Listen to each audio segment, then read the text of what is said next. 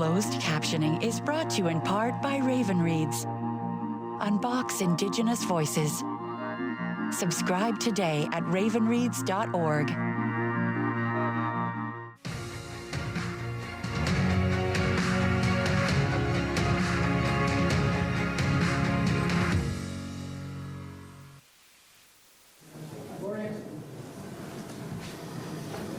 Would everyone please rise if you're able to?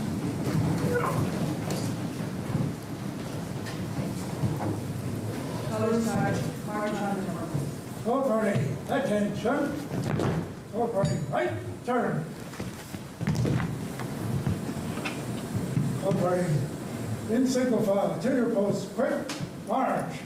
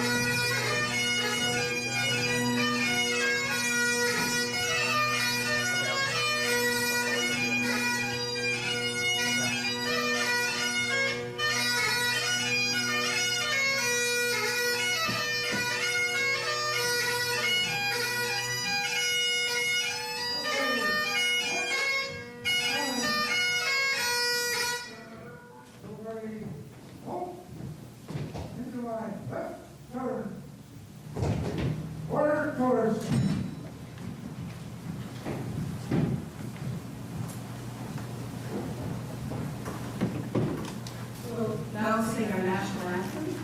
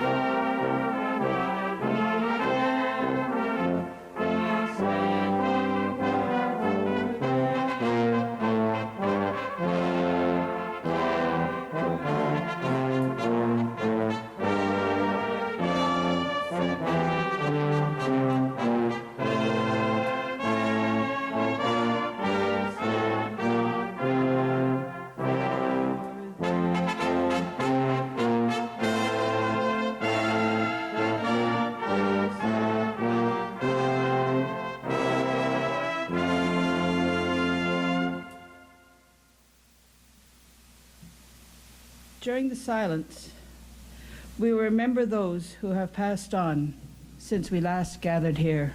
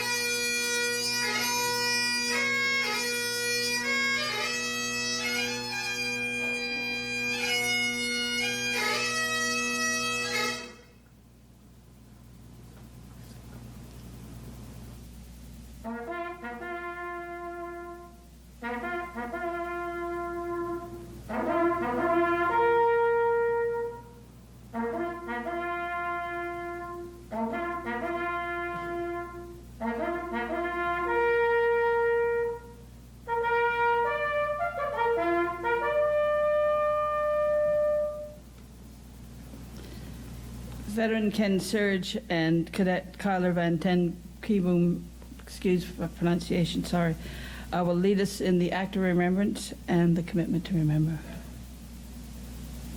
They shall grow not old as we that are left grow old.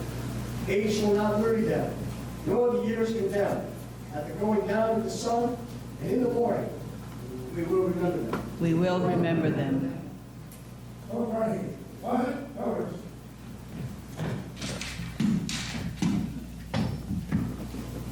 Miss the Kyler, do you say the commitment? They were young, as we are young. They serve, giving freely of themselves. To them we pledge, amid the winds of time. Carry their voice and never forget. We will remember them. We will remember them. Color Sergeant, deposit colors. All righty. Right turn. All righty, will retire. Big arm.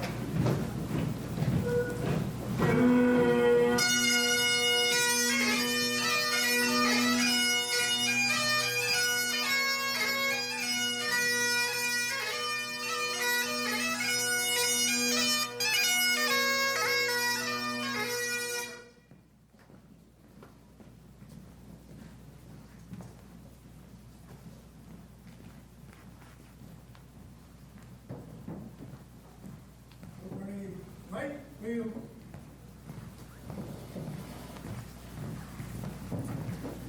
Full party, mark. Time. Full party, halt. Into line, right turn. Full party, fall out.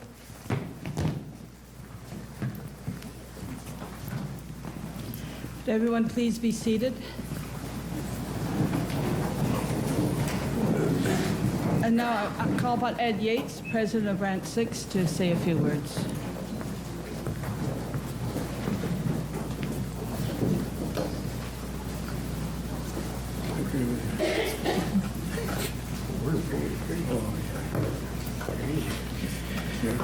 Veterans, honored guests, comrades, ladies and gentlemen, I bring you greetings on behalf of the membership of Branch 6.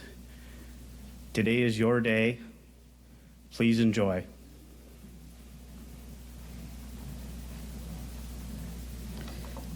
Thank you, Ed. So good afternoon, everyone. I'm Gloria Haybard. I'm chair of the board of the Billy Bishop Museum. Welcome to the annual Honoring Our Local Veterans here at Branch 6.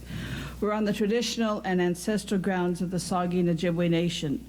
It's the Saugeen First Nation and the Chippewas of Nawash, the people who were here first. I got a nice speech written here, but I think I'll just talk for a little bit. They tell me I only got a couple minutes. When I was thinking about what to say this year, I got wondering about why do people sign up for the Army, the Navy, the Air Force? Why? I mean, you're going to get posted who knows where, for how long. And I mean, some of those posts, Meaford's okay, Meaford's good. Alert, maybe not so much. When you're on a ship, a frigate going to the Persian Gulf, it's not like being on a cruise ship where you're, around a pool with a cold beverage of your choice in your hand. It's hard, and you go to places where you don't know what's going to happen. Maybe you won't come home. Maybe your buddies weren't. And so that's why I wonder why you do it.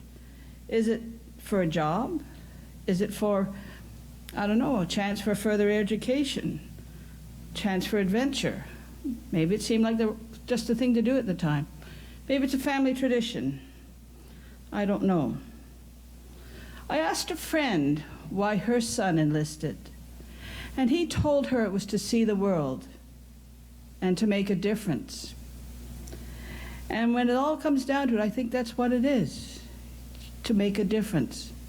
I know my veteran buddies here, they shrug and say, yeah, it was just a job, we were just doing it, we did it. but you do make a difference out there. It's when you go back to the Second Great War, you made a difference. You went out, you liberated people from such horrible, horrible evil. During the COVID pandemic, you made a difference going to nursing homes and making the government finally acknowledge that, yeah, there's a big problem there. You're making a difference going to other nations to help those people learn a better way to defend themselves, perhaps. You go into war zones to bring a hope of freedom, of a better way of life to people, other people far away. Sometimes we're not perfect, and so sometimes our forces have done some terrible things. And our missions maybe don't end up like we wanted them to do. But you've still made a difference. Maybe those little flames of freedom, of a hope for a better life, will grow someday, and our difference will continue to be there. Yeah, I know, I see you guys there, you look at me and you say, yeah, okay, I was just doing a job. But deep down, I think you all went out there to make a difference. To you, it's a job. To me and to others, it's more than that. It's going out there and making a difference. Merci, miigwech, thank you. Today we're honoring 8 people who each in their own way have made a difference. Dave Alexander, my second in command and chair of the Veterans Committee, will lead this part of the ceremony. He'll be assisted by Museum Director Emily Jolliffe and board member and veteran Wayne Bruce. Over to you, Dave, wherever you are.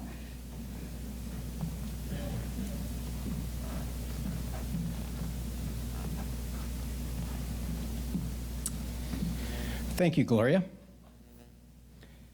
Veterans, viewers, and friends, welcome to this year's Honoring Our Local Veterans. We are pleased to be at Branch 6 Royal Canadian Legion for this event and having it televised on Rogers TV. This is the 22nd edition of this program in which we have honored over 200 local veterans from Bruce and Grey counties. On this occasion, we have marked the 80th anniversary of the Dieppe raid. In fact, one of our posthumous recognitions today will include Private Harry Tucker, who was killed in action during the raid. He, Nursing Sister Jean Sword, and Lieutenant Augustus McKnight will be the subject of this year's They Serve For Us memorial markers, which will soon be erected at Jervis Bay Memorial Park here in Owen Sound. Veterans and friends, it is a great privilege to introduce this year's participants of Honoring Our Local Veterans. There is no doubt that this group of veterans we will recognize today have contributed much to make this country great. They are a diverse group, having served with different branches of the armed forces in distant locales around the world. They left their civilian lives and loved ones behind to embark upon an uncertain journey from which they were not assured they would return. One thing they do have in common is a commitment and a desire to serve their country. This theme will become very evident as we introduce each one of our honorees today. In his own words, Private James Cohen signed up for military service in 1951 at London, Ontario, with the Royal Canadian Regiment to escape his mother's purse strings. He was posted twice to Germany and Wainwright, Alberta. Private Cohen's service began during the Korean War. Making his way to Korea, Private Cohen sailed aboard the SS Buckner, along with 5,000 other troops, first landing at Yokohama, Japan. The trip took 14 days as they had embarked from Seattle. He was a wireless operator during his time in Korea. Private Cohen saw active fighting during the Korean War, including Hill 355, known as Kwangsan, to Koreans. It was later nicknamed Little Gibraltar by UN troops because of its large size and numerous defensive positions. Actually today, this day today, the 23rd, we're marking the 70th anniversary of that battle for the RCR. and the Canadian multinational forces. After the Korean War, Private Cohen was posted to Surridge, Germany, where he met Queen Elizabeth II, albeit in pouring rain. Jim provided two thoughts about his military service. The Major advised, don't be too inquisitive before you see what's beyond the other side of the hill. And you've got to be nice to people. That's all there is to it. Could we please have a round of applause for Private Cohen?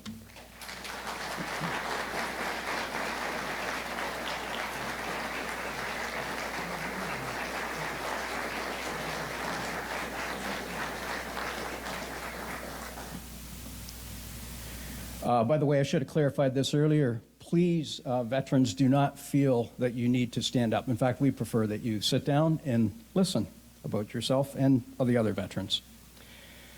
Able Seaman Audrey Coultis enlisted at a Sudbury recruiting office in February 1942. He trained at Toronto, British Columbia, Quebec, and Nova Scotia. Able Seaman Coultis was assigned to HMCS Prince Robert and Tetford Mines as a radar operator. He was part of an escort group, 25L, of the Atlantic Coast Command Operations, which sailed out of Halifax, Nova Scotia. They escorted ships in Canadian waters with frigates St. Maurice, Joliette, La Holisse, and Orkney. In March of 1945, part of escort group 25L, HMCS Tetford Mines, La Holisse, Strathadam sank U-boat 1302 in the Irish Sea. The U-boat was a 7C type, and all hands aboard were lost. Later that month, escort group 26L, including the frigate New Glasgow, rammed U-boat 1003 in the Irish Sea. Frigates Tetford Mines and Strathadam would later pick up survivors. On September 18, 1945, Able Seaman Coultis was discharged due to demobilization. Unfortunately, Audrey Coultis died of a heart attack in 1982.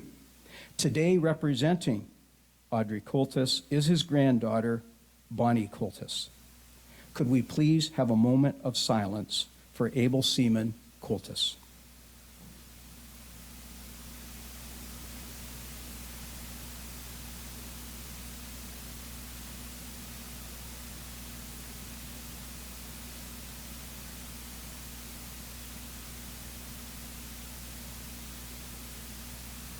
Thank you. Aircraft woman Joan Cracknell signed up with the RCAF's Women's Division at Ottawa, July 1943. She started as an Aircraft Woman 1 and then was subsequently promoted to Aircraft Woman 2. Aircraft Woman Cracknell did her basic training at Rockcliffe Airport, Ottawa, and completed her Morse code training at Montreal. She was later deployed to a facility outside Vancouver where she served as a wireless operator. Aircraft woman Cracknell received messages in Morse code from naval ships in the Pacific Theater. She was held to the strictest of secrecy, as the messages often contain vital, privileged, and confidential information that would have been disastrous in enemy hands. While on leave, Aircraft woman Cracknell hitchhiked in uniform with other servicewomen from Vancouver to San Francisco. They were treated very well by the American civilians who thought that they were Royal Canadian Air Force officers. Joan offered these words about her military service. I learned how to be part of a team and was given the wonderful opportunity upon discharge to attend university, which would not have happened had I not served in the RCAF. This experience gave me the desire to travel worldwide, which I have done. I think she owned a Ferrari car too. Could we please have a round of applause for Aircraft woman Cracknell?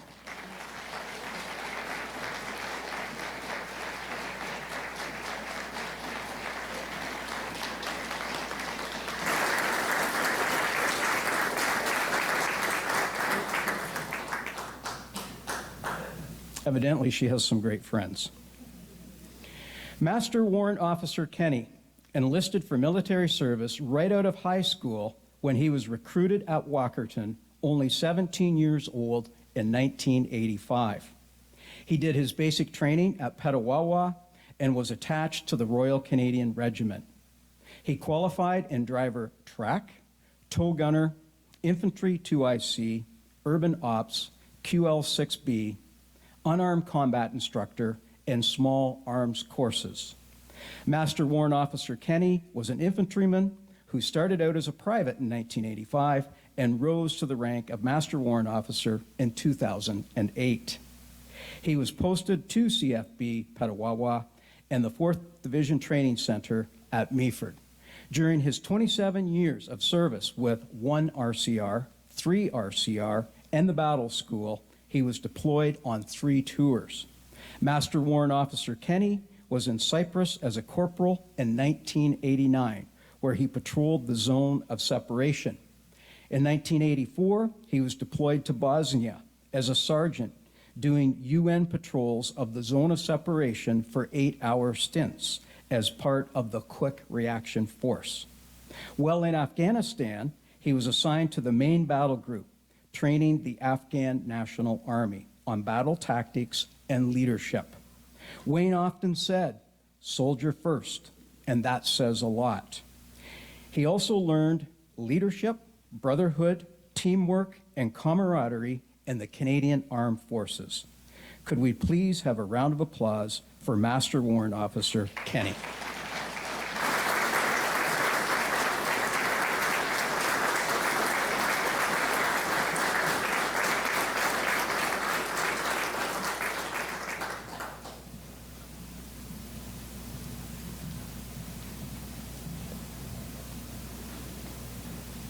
Upon enlisting with the Royal Canadian Air Force, leading aircraftman Elwood Moore trained at Hamilton's Westdale Technical High School on a 6-month radio theory course. He completed his basic training in Toronto and at the exhibition grounds before being transferred to the radar school at RCAF Clinton. Leading aircraftman Moore was subsequently attached to the anti-submarine squadron Cape Breton until 1943, when he volunteered for aircrew overseas.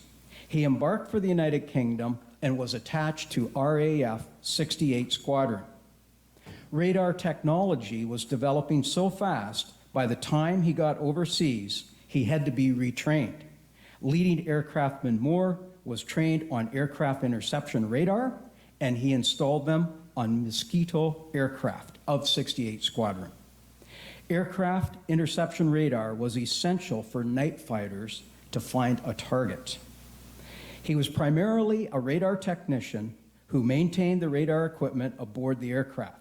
68 Squadron moved around a lot, but he fondly remembers Swansea and South Waux.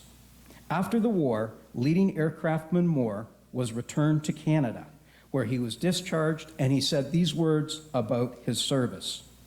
"I crossed the Atlantic on the SS New Amsterdam, where the toilets backed up and the men were seasick and the bulkheads were closed.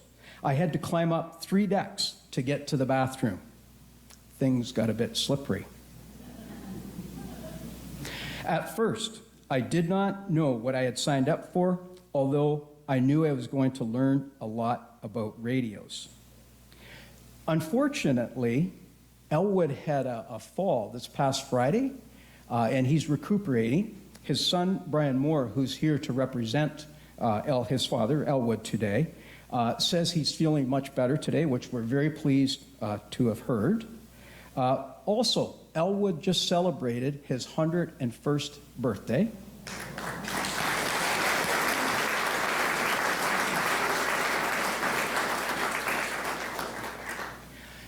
I just want to share one personal anecdote. This past summer, Emily and Carolina and I had the opportunity, and Brian was there, to go up and interview Elwood. And for me personally, I've had the opportunity to do quite a bit of research of the OSCVI, their war dead. And then here we start talking to Elwood. And I said to Elwood, I said, "So do you remember much from your school days? And these were in the 1930s, late 1930s at the OSCBI. And he did. He liked math, and he was a good athlete, track and field.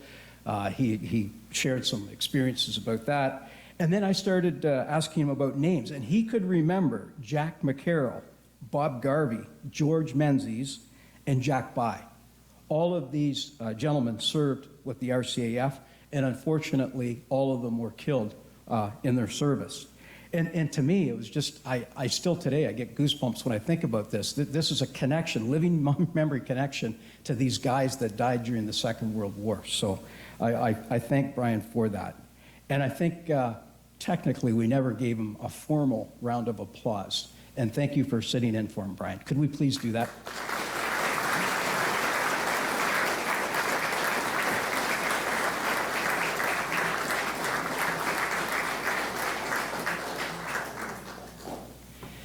During his 35 years of service, Master Warrant Officer Kenneth Surridge attended courses and trained all over Canada. He completed leadership training at CFB Borden and the 4th Division Training Center at Meaford. He was stationed in Germany from 1984 to 1988. He did 2 tours of Cyprus in 1982-83 and 1990. His main task being to keep the Greeks and the Turks apart from each other to maintain peace. In 1993, Master Warrant Officer Surridge was deployed to Bosnia and Croatia for 7 months, and again in 1997 for 6 months. During his first tour, he saw action in the Medak Pocket, where 21 Croats were killed during a 4-hour firefight. His unit, Charlie Company, were on the front line, and they traded their blue for green berets. They were now tactical soldiers and no longer UN peacekeepers. He was deployed to Afghanistan on a Hearts and Minds Provincial Reconstruction Tour 2005-2006. They were tasked with building playgrounds, schools, roads, and working with local politicians. His second tour of Afghanistan was in 2009 as a sergeant major to help train the Afghanistan military police.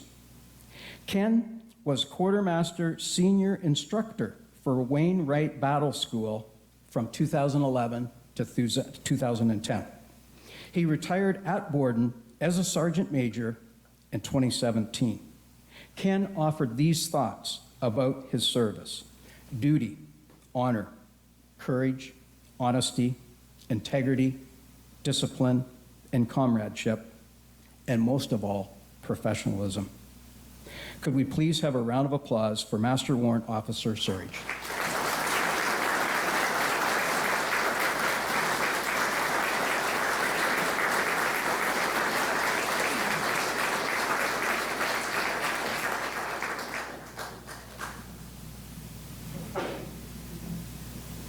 Chief Warrant Officer Lawrence Surridge was born and raised in Owen Sound. As a teenager, he soldiered with the Grey and Simcoe Foresters, growing up just 1 block from the armories. He enrolled in the regular force in 1973, whereupon he was posted to Cornwallis for recruit training. Upon completion, he was posted to 2nd Battalion, Princess Patricia's Canadian Light Infantry, where he became a trained infantry soldier. He subsequently remained in the 2nd Battalion until 1977, at which time he took his release from the Canadian Forces. Following a 2-year absence, Chief Warrant Officer Surridge married and enrolled once again in the CF, returning to number 2 PPCLI in Winnipeg in 1979. 2 PPCLI has always been home to Chief Warrant Officer Surridge. Only 1 year in 23 years of regimental duty has been spent outside the 2nd Battalion, when in 1992 he was posted to 3 PPCLI at Victoria. Other extra-regimental duties have included instructor, Canadian Forces Leadership Academy, Borden, 1989 to 1992, and Company Sergeant Major of the Canadian Forces Nuclear, Biologic, and Chemical School at Borden, 1993 to 1995. Other highlights in a career spanning 34 years include 2 tours of Cyprus, 1976, 1982, 4 years in Germany, 1984 and 1988, Croatia, 1992, and 3 deployments to Bosnia in 1997, 2000, and 2003. Chief Warrant Officer Surridge's final 2 deployments to Bosnia were in the capacity of Regimental Sergeant Major, the position he was appointed to in 2000 following 1 year of French language training. From September 2003 to July 2004, he served in the National Defense Headquarters as Director of Land Force Readiness. One of his duties during this time was developing the Contingency Operating Plan, COP Valor, for Canada's last surviving Victoria Cross winner, Ernest Elvia Smokey Smith. From 2004 to 2007, Chief Warrant Officer Surridge was appointed Regimental Sergeant Major at Land Forces Central Area Training Center. In June of 2006, he was appointed a member of the Military Merit, the MMM. He also received the CLS commendation for his efforts in developing and implementing the Army's Diversity Training Program. From July 2007 until July 2008, Chief Warrant Officer Surridge was appointed as Force Sergeant Major for the Multinational Force and Observers in the Sinai Peninsula, Egypt. He was posted then to Land Forces Doctrine and Training System in Kingston in the capacity of non-commissioned member, Professional Development, Chief Warrant Officer for Director, Army Training. He said these words about his long and distinguished military career: "You cannot change what you do not acknowledge, and what you fail to acknowledge will get worse until you do. You did what you knew how to do, and when you knew better, you did better. When you choose the behavior, you choose the consequences. There ain't no hat badge on your helmet." Could we please have a round of applause for Chief Warrant Officer Surridge?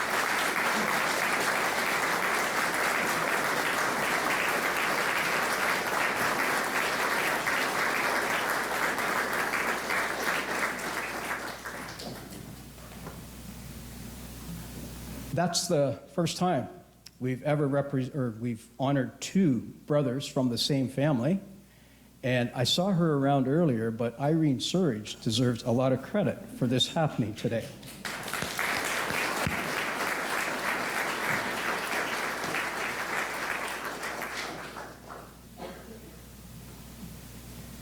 Private Harry George Tucker enlisted with the Royal Regiment of Canada on September 20th, 1939, at age 39, just 10 days after Canada declared war on Germany. He served with the Royal Regiment in Iceland, the United Kingdom, and as a technical storeman in the signals section. At age 41, Private Tucker took part in the Dieppe raid on August 19, 1942. He landed with the Royal Regiment on Blue Beach at Puy, France, acting as an operator on a number 18 wireless set. Harry was killed almost as soon as he set foot on the beach. Private Tucker was one of 272 fatal casualties experienced by the Royals that day. Canada's official historian of the Second World War wrote, "The episode at Puy was the grimmest of the whole operation, and the Royal Regiment had more killed than any other unit engaged." Since Private Tucker has no known grave, he was memorialized at Brookwood Military Cemetery in the United Kingdom.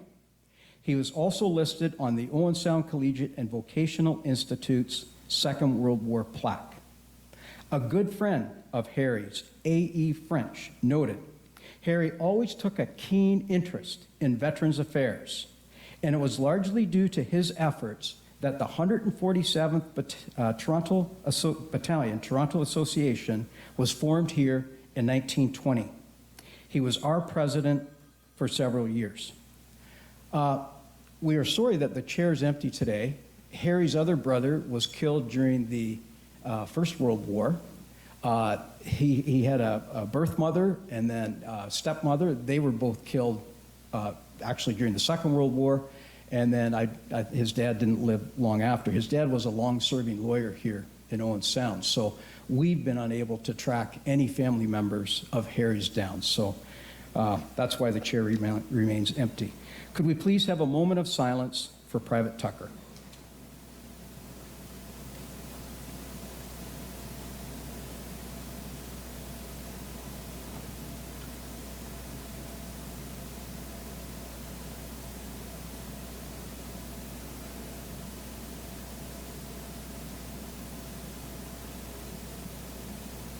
Thank you.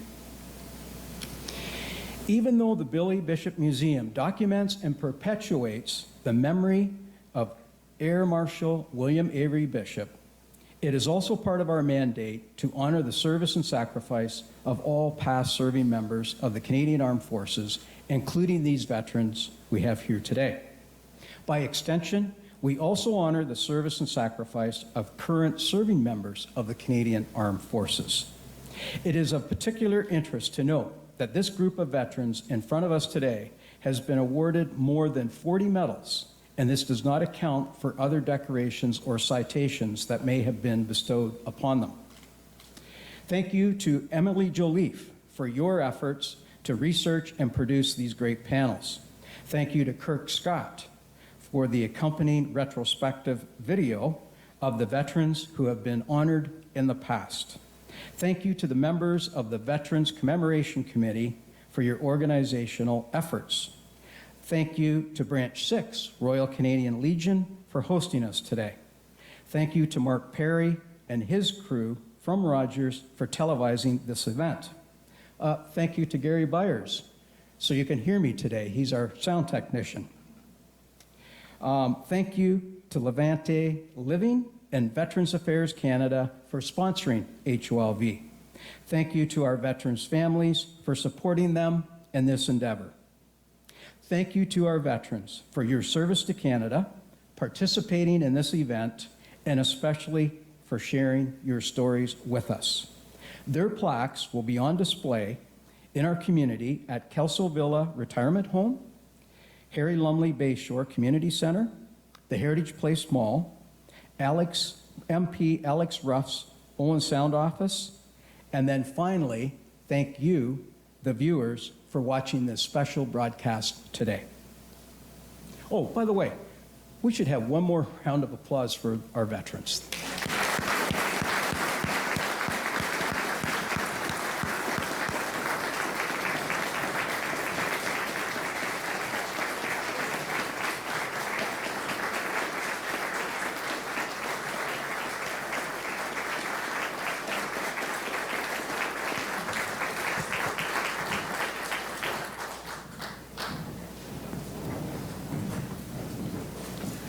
Thank you, Dave, Emily, and Wayne. And thanks to all our honorees for making a difference. Some incredible stories there. Thank you. And thanks to everyone else out there who has served and continues to serve today. And to your families. We tend to forget that it's not just the people that serve, it's all the families as well. And now, MP, Bruce Grey Owen Sound MP, Alex Ruff, was not able to be with us today, but he did send some words to share, so I'll read that to you. Dear veterans, families, the Billy Bishop Museum Board, volunteers, staff, and distinguished guests, I regret that I am unable to join you for the Billy Bishop Museum's 2022 Honoring Our Local Veterans event. I would like to start by recognizing the hard work that the staff and volunteers do every year to pay tribute to the fine veterans being recognized this year.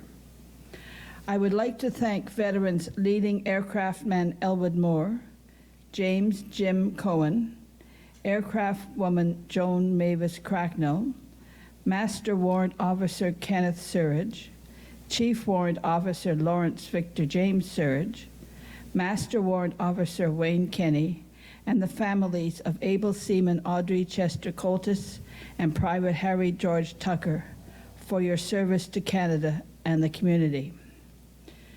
The Billy Bishop Honoring Our Local Veterans program continues to be an important tradition that educates and informs the public of the incredible military service of their local neighbors and community members from across our region. I would also like to highlight the families of the veterans who provide incredible support during and after service. Thank you for the support you have and continue to provide to your family member. I hope to join you for the plaque return ceremony in spring 2023. Pro Patria and lest we forget. And it's signed Alex Ruff, MSc.CD, Colonel, retired, the Royal Canadian Regiment. And now Bruce Gray, Owen Sound MPP, Rick Byers, will say a few words.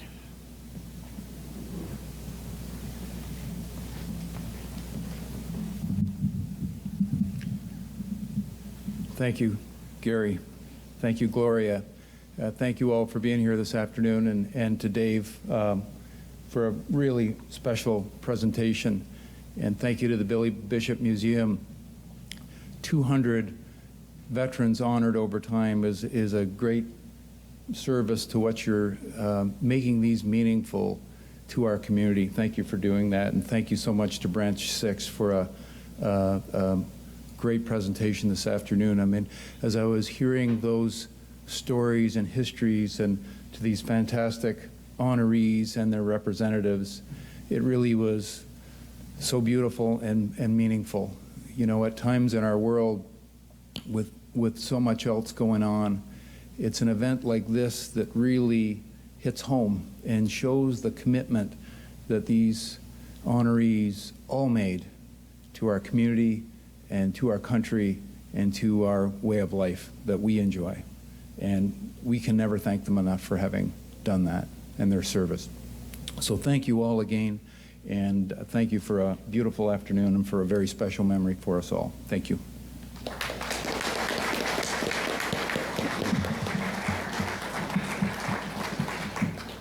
Thank you, Rick. And now Owen Sound Mayor Ian Boddy.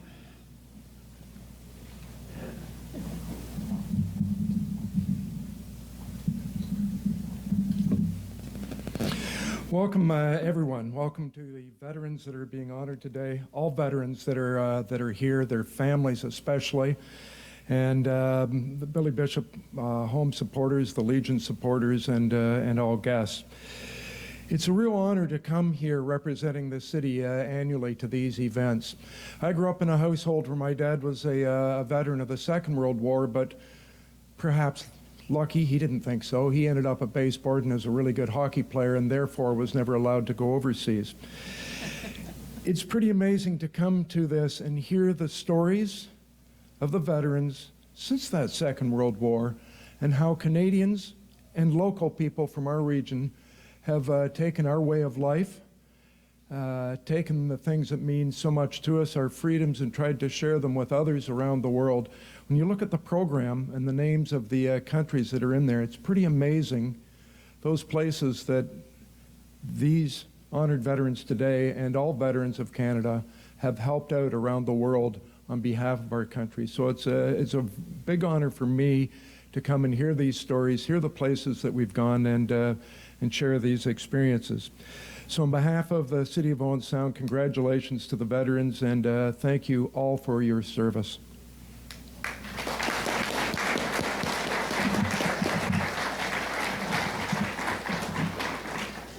Thank you, Ian. And now Rhonda Laws, representing our sponsor, Kelsey Villa.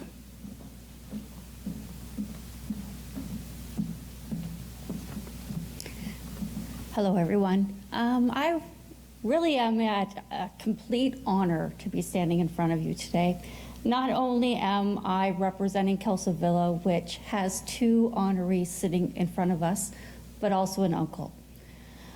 James Cohen is my uncle. He served in the Korean War and fought on Pork Chop Hill is what he describes it to me as. Joan Cracknell, one of our residents at Kelso Villa. I've had a beautiful afternoon sitting and talking to her and seeing her smile as she shared some of her stories of her time. Her biggest takeout was knowing that she was doing the right thing, getting that education, that she managed to do it. She actually told me a story about she was working in a bank and she knew math was not her specialty. So she went to her boss and told her, you know what, this isn't my fault, this isn't for me. And they worked out a 2-week notice. On her last day of work, she walked across the street and enlisted in service. She went home, told her dad, and her dad said, you go there right now and tell him you're not coming. Well, it's pretty obvious that she didn't listen to her parents. So, Joan, thank you for your service, and thank you for the stories that you shared with me.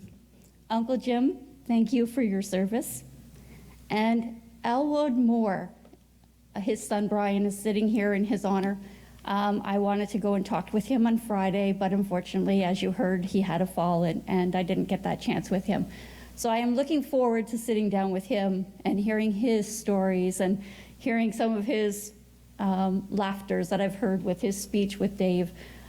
So in honor of Elwood, Brian, thank you for your dad's service. We need to remember that our family members who often serve, we think that it's them making the sacrifices, but it's also those of us who are left behind, the parents, the husbands, wives, children, siblings. You are all affected by their service. And you all, again, deserve an applaud because you served along with them. So thank you, everyone.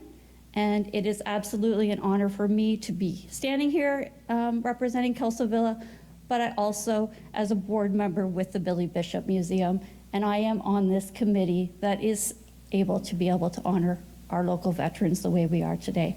So thank you, everyone.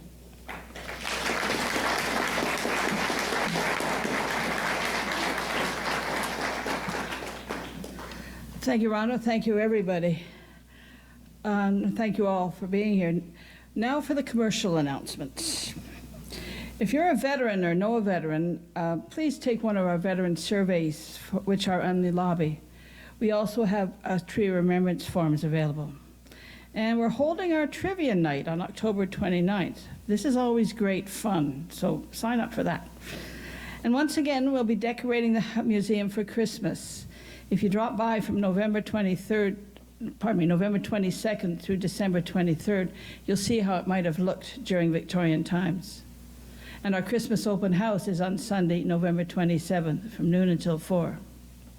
Our Victorian Christmas teas are back, December 7th, 14th, and 21st. And mark down May 6th, ladies, 2023, for the Fire and Ice fundraising gala. And trust me, we have fun. For more information on these and other things, and to read about all the veterans that we have honored, check out our website, billybishopmuseum.org, or give us a call. Please stay after the conclusion of the ceremony to enjoy refreshments. Thanks to the Ladies Auxiliary for providing that for us. And take some time to chat with the people that are here, the veterans that are here. You'll find some interesting stories and so a chance to say thank you personally. Now, please rise if you are able.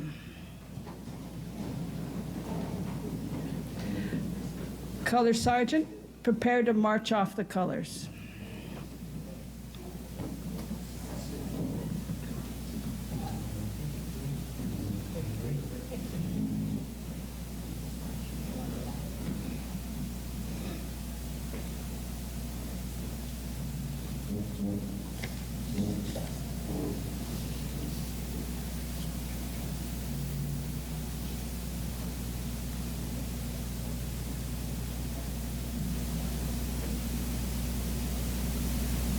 March off the colors.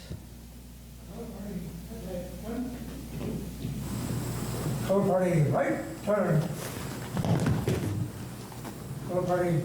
Quick march.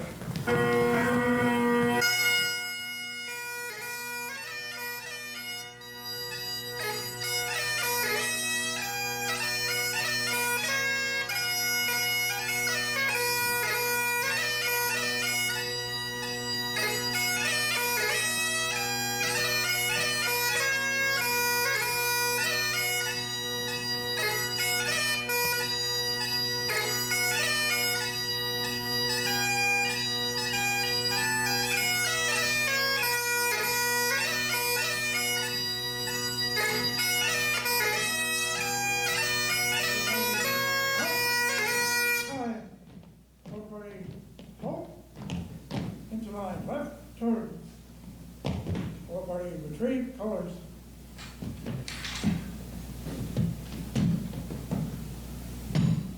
March off the colors. All party carry, colors. Right turn. All party will retire. Quick march.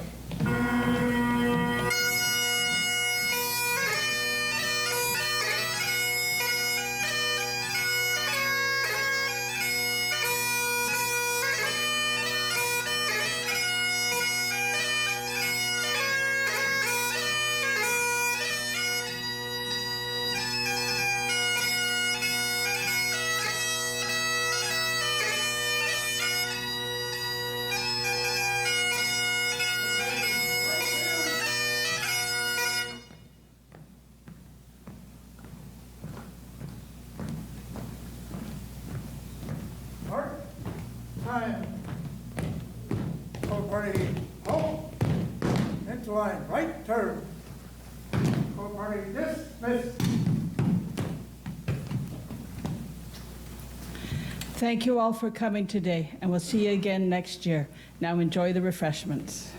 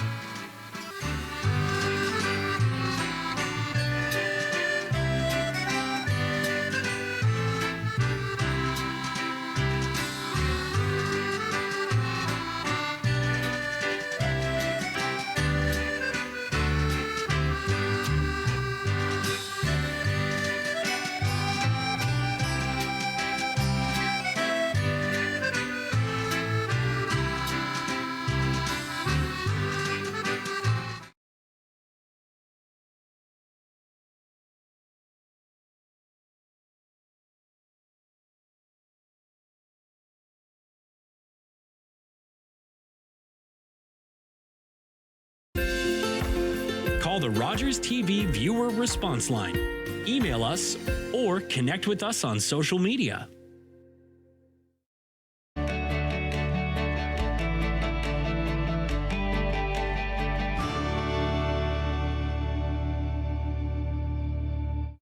October 5th, 2014, my daughter was hit by a train.